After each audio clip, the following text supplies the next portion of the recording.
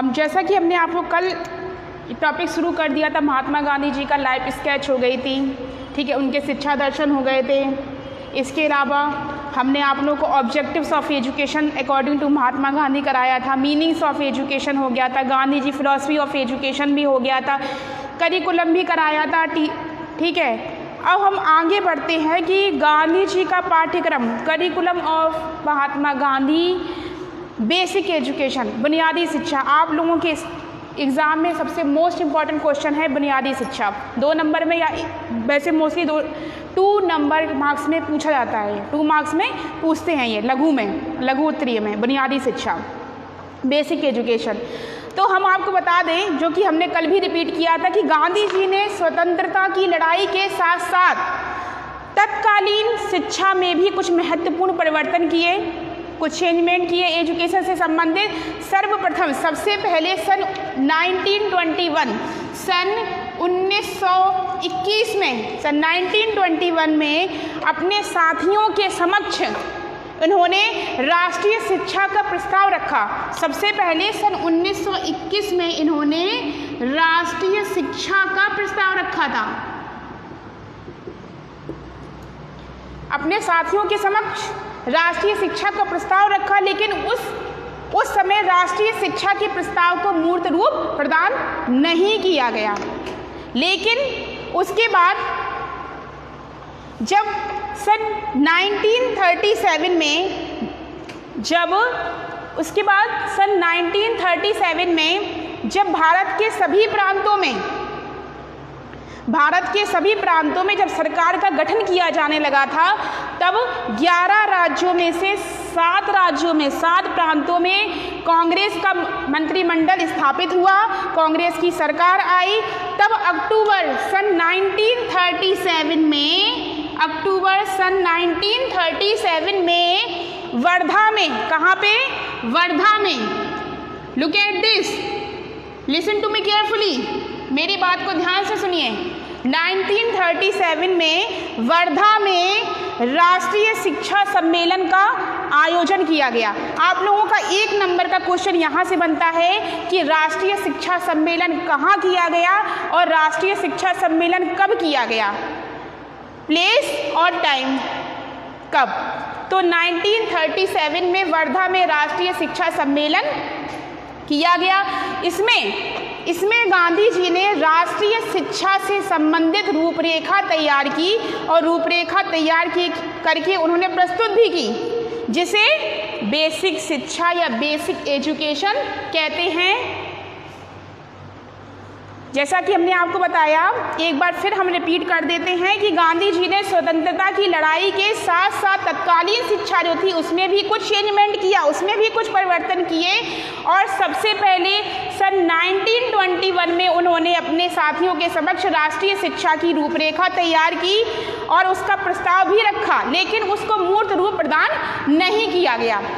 चूँकि भारत सरकार में मंत्रिमंडल का गठन होना था, प्रांतों में इलेक्शन होने थे उस टाइम पे, तो सन 1937 में भारत के सभी प्रांतों में सरकार का गठन होना था।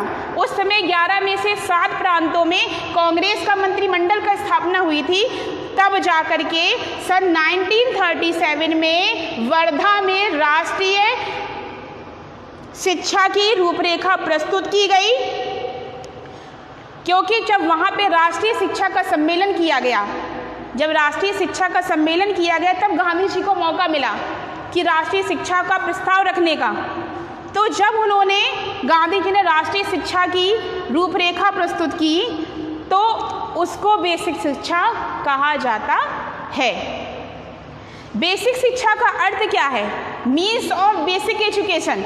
बेसिक शिक्षा का अर्थ ये था कि बालकों, इस प्रकार की शिक्षा जो बालक को उनके वास्तविक जीवन से संबंधित हो, ऐसी शिक्षा बालक को प्रदान की जाए जो कि उसके वास्तविक जीवन से संबंधित हो। तो बालकों का उनके वास्तविक जीवन से जोड़ते हुए आधारभूत ज्ञान और कौशलों को प्रदान करना, स्किल्स प्रदान करना, जिससे वह अपने आप को वास्तविक जीवन के लिए प्रिपेयर कर सकें, अपने आप को वास्तविक जीवन के लिए तैयार कर सकें।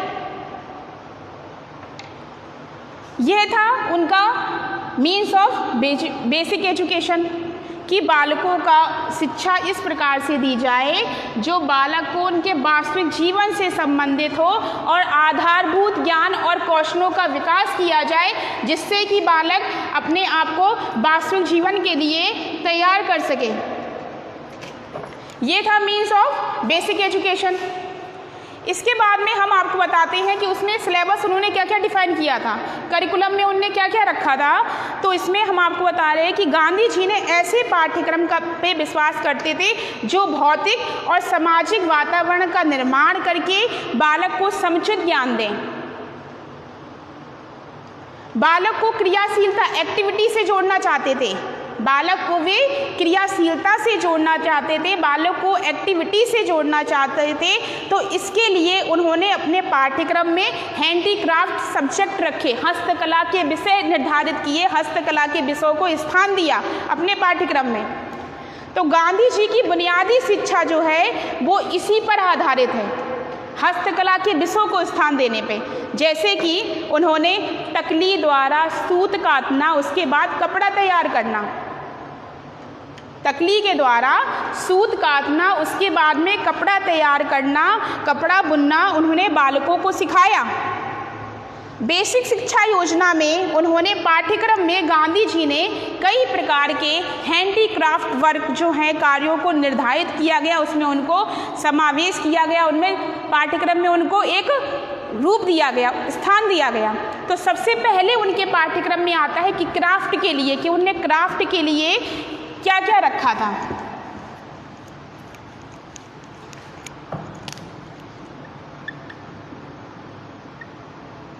क्राफ्ट के लिए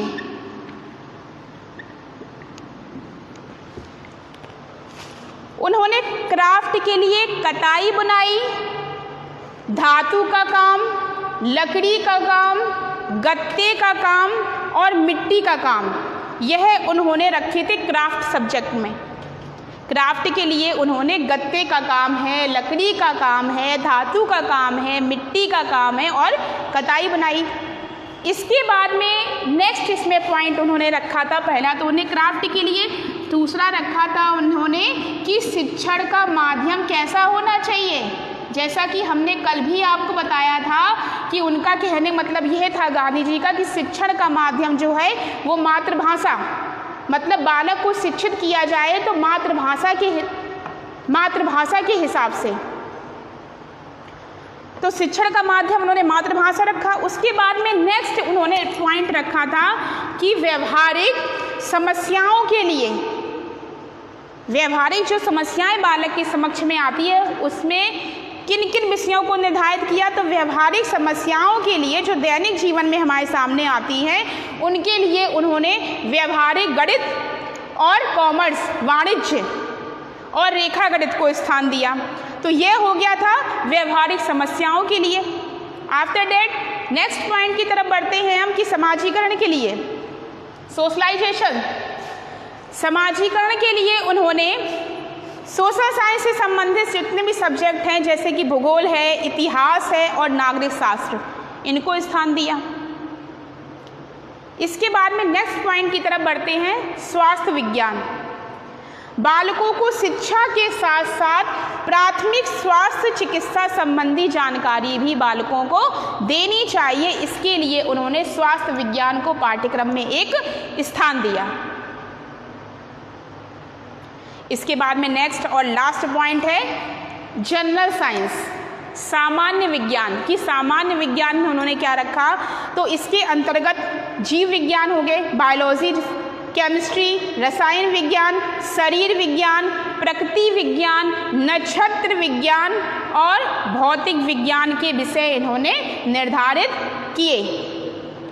और साथ में स्किल्स इम्प्रूवमेंट के लिए बालक में, साथ में कौशल और मनोरंजन के लिए स्किल्स और एंटरटेनमेंट के लिए उन्होंने संगीत और ड्राइंग के विषय भी पाठ्यक्रम में निर्धारित किए। बालिकाओं के लिए हस्तकला विषयों के स्थान पर हैंडीक्राफ्ट वर्क की जगह पर उन्होंने होम साइंस, गृह विज्ञान विषय को स्थान दिया। तो यह हमने आपको बताया था कि गांधी जी का पाठ्यक्रम बुनियादी शिक्षा, जो कि आपके एग्ज़ाम में 2 नंबर में पूछी जाती है, मोस्ट इम्पॉर्टेंट क्वेश्चन। इसके बाद में नेक्स्ट हम आगे बढ़ते हैं कि गांधी जी के अनुसार शिक्षण पद्धति, teaching method according to Gandhi ji, कि गांधी जी ने क्या बताया था कि कौन कौन सी शिक्षण पद्धति को बालक के पाठ्यक्रम में निर्धारित करना चाहिए, किस तरीके से किन शिक्षण पद्धतियों के साथ बालक को पढ़ाया जाना चाहिए। तो उन्होंने इसमें भी कई प्रकार के पॉइंट्स रखे थे, जिसमें से हम सबसे पहला पॉइंट लेकर के चलते हैं कि अनुभव द्वारा सीखना, learning by experience. Learning by experience, तो गांधी जी ने शिक्षण पद्धति में अनुभव, एक्सपीरियंस जो है उनको सबसे पहले महत्व दिया। उनका कहने मतलब ये था कि बालक तभी सीख सकता है, बालक तभी कोई चीज़ सीख सकता है कि जब वह सीखा हुआ ज्ञान स्वानुभव, उसके खुद के अनुभव पर आधारित हो, और खुद के अनुभव पर तभी आधारित होगा जब वह उस काम को खुद करेगा। जब वह उस काम को खुद करेगा तब तो उसको उसमें अनुभव प्राप्त होगा, तब तो वह स्वानुभव द्वारा उस कार्य को सीखेगा। तो यह स्थायी तथा व्यवहारिक जीवन में काम आने वाला होगा, मतलब हमारे दैनिक जीवन में जो हमारे सामने समस्याएं आती हैं उनके सॉल्यूशंस के लिए। इसके बाद में नेक्स्ट पॉइंट की तरफ हम पढ़ते हैं, क्रिया द्वारा सीखना, लर्निंग बाय एक्टिविटी। तो गांधी जी ने क्रिया जो एक्टिविटी जो है उसको शिक्षण में विशेष महत्व दिया। उनका कहना यह था कि बालक तभी किसी कार्य को सीख सकता है जब वह उसमें इन्वॉल्वमेंट हो, जब उसमें इंटरेस्ट ले, जब वह उसमें कुछ एक्टिविटी शो करे अपनी। इसलिए उन्होंने प्राइमरी लेवल में, प्राथमिक कक्षाओं में उन्होंने हैंडीक्राफ्ट सब्जेक्ट रखे, हस्तकला के विषय निर्धारित किए थे। जैसे फॉर एग्जांपल हमने आपको अभी हाल बताया था, कताई, बुनाई, ठीक है, ये सब सब्जेक्ट रखे उन्होंने, हैंडीक्राफ्ट वर्क। इसके बाद में नेक्स्ट पॉइंट की तरफ हम बढ़ते हैं टीचिंग मेथड में, कि यूज़ ऑफ फिजिकल पार्ट, शारीरिक अंगों का उपयोग। यूज़ ऑफ फिजिकल पार्ट में कि बालक की जो मांसपेशियां जो हैं, जो मसल्स जो हैं, उनके प्रशिक्षण के लिए शरीर के प्रत्येक अंग को प्रशिक्षण होना आवश्यक है, प्रत्येक अंग को प्रशिक्षित किया जाना चाहिए। तो गांधी जी के अनुसार मस्तिष्क को सच्ची शिक्षा शारीरिक अंगों जैसे कि हाथ हो गए, आँख हो गए, नाक हो गए और कान, सभी को उचित अभ्यास और प्रशिक्षण की आवश्यकता होती है और सभी को उचित प्रशिक्षण देना चाहिए। तो यह था आपका, हमने जो बताया आपको इम्पोर्टेंस में टॉपिक बढ़ना है तो हम आपको समझाने को तो और भी बहुत कुछ समझा सकते हैं महात्मा गांधी के बारे में, ठीक, लेकिन जो आपके सिलेबस में निर्धारित किया गया है, जो कि आपका मोस्ट इम्पॉर्टेंट जो क्वेश्चंस इसमें से आते हैं वो हमने आपको एक्सप्लेन कर दिए। अब हम आगे नेक्स्ट टॉपिक की तरफ बढ़ेंगे, जो कि आपका है डॉक्टर सर्वपल्ली राधाकृष्णन। चलिए आज न्यू टॉपिक स्टार्ट करते हैं आपका।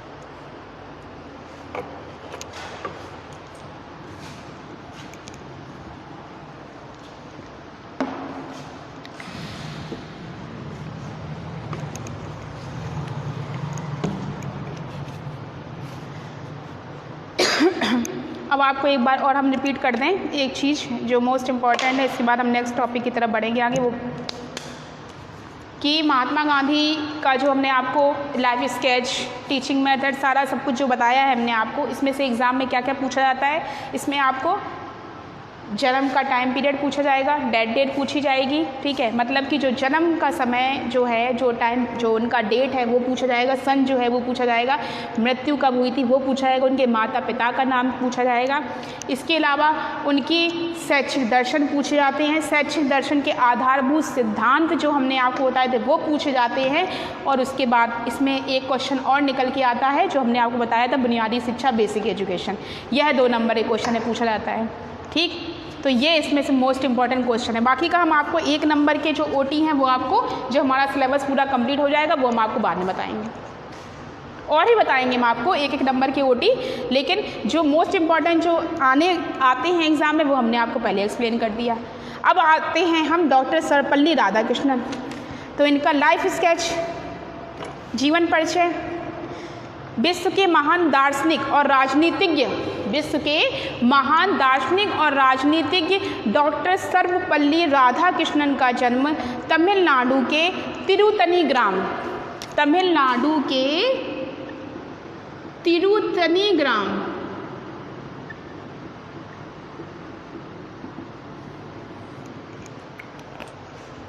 तिरुतनी ग्राम में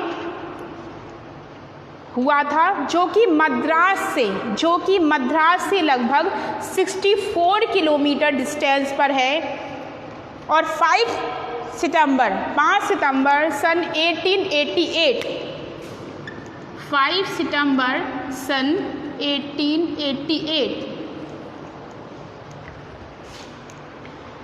1888 को एक ब्राह्मण परिवार में इनका जन्म हुआ था। तो आपको एक चीज़ याद रखनी है कि उनका किस गांव में जन्म हुआ था और कब हुआ था। तिरुतनी ग्राम में हुआ था, 5 सितंबर सन 1888 को इनका जन्म हुआ था। इन्होंने अपनी प्राइमरी एजुकेशन जो है, जो प्रारंभिक शिक्षा जो है वो इन्होंने ईसाई मिशनरी स्कूल में प्राप्त की थी। और उसके बाद में सन 1909 में इन्होंने एमए की डिग्री प्राप्त की।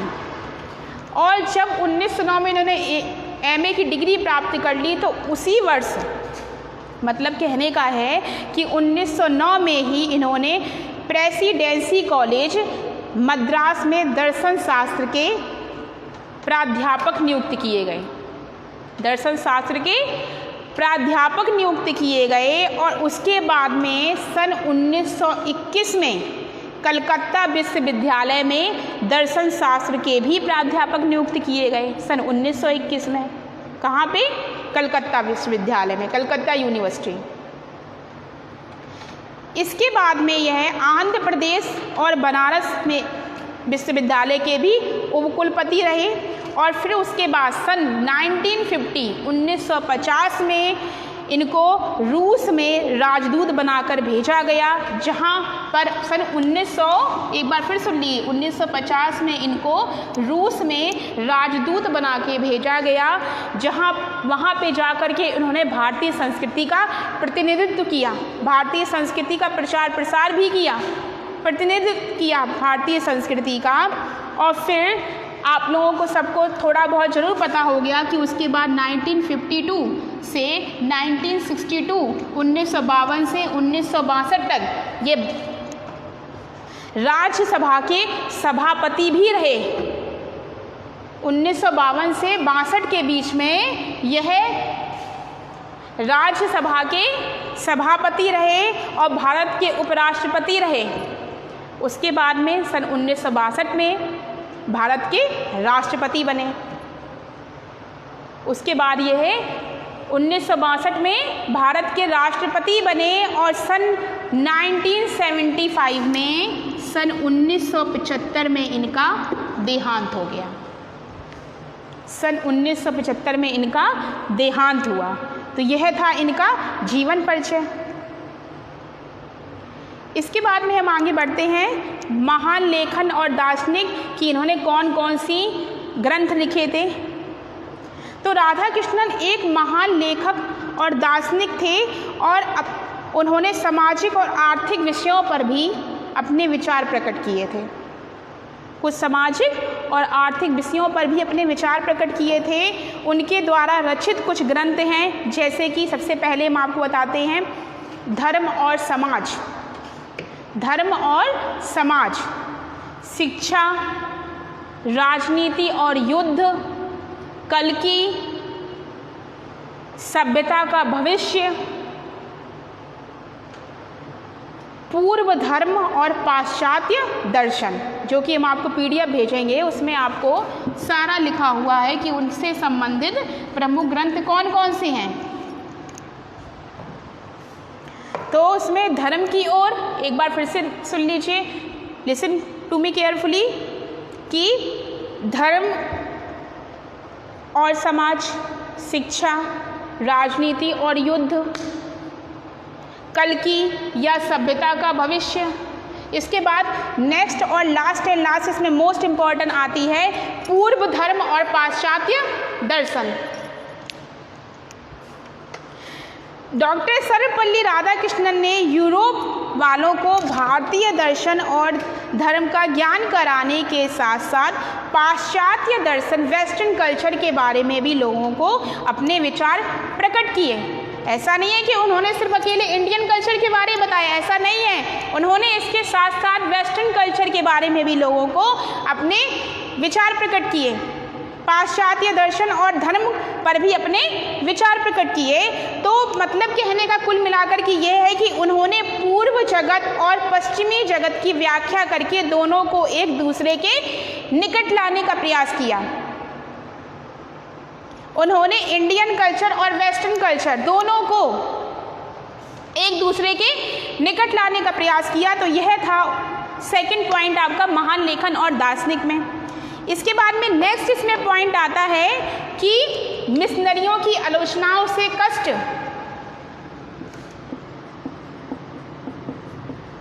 मिशनरियों की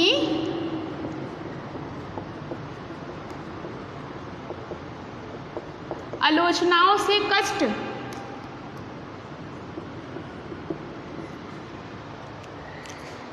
तो राधा कृष्णन, जैसा कि मैंने बताया था कि राधा कृष्णन के परिवार का वातावरण जो था वो अत्यंत धार्मिक था और प्रारंभ से ही वह हिंदुत्व के प्रति उनकी श्रद्धा थी, भावना थी। और जब स्कूल और कॉलेजों में ईसाई प्रचारकों ने उनकी धार्मिक भावनाओं को जब ठेस पहुंचाई तो उनका हृदय बहुत दुखी हुआ।